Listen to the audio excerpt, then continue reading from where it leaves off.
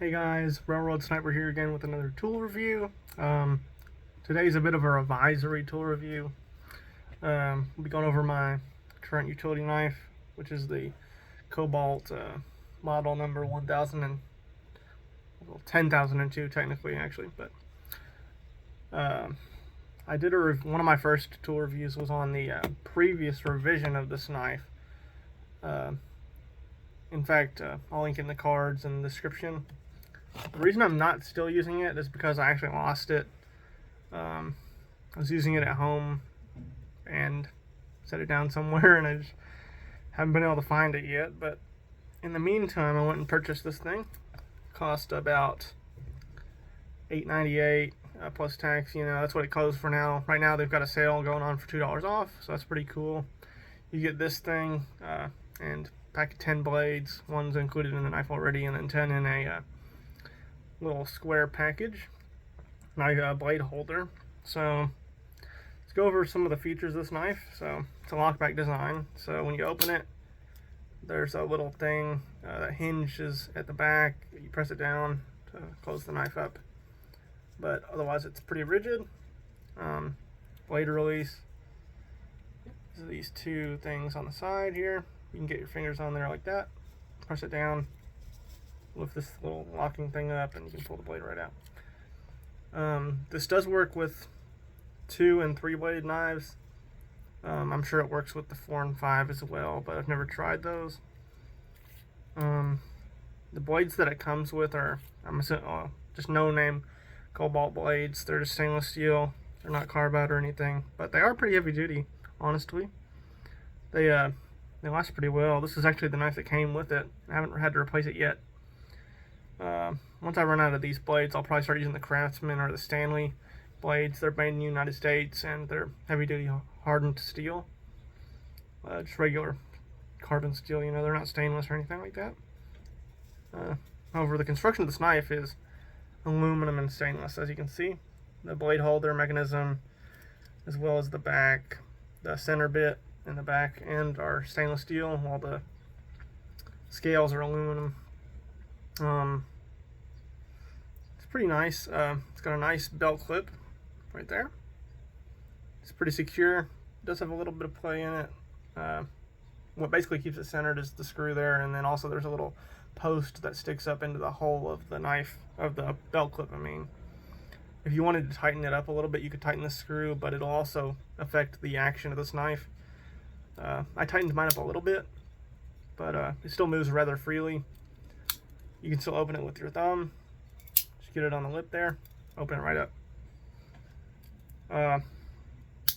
As you can see, it's got like some, well, you can't really see it on the video, but it's got some like bushings in there, you know, metal bushings, washers. And I also put some white lithium grease in there, and that helped quite a bit as well. Fits really nice in the hand. That contour is really nice.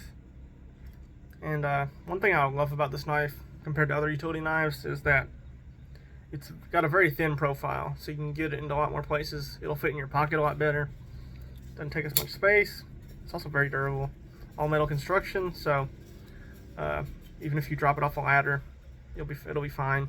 I dropped my old version off of like a probably 17 or 20 foot ladder. It was all good afterwards, just a little bit dinged up. So now that I've gone over those, I'll go over the differences between this model and the last model.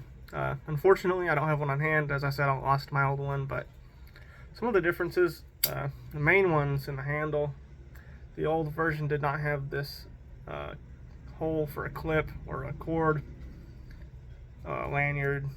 It was just pointed, tapered off to a point, a dull point, rounded point.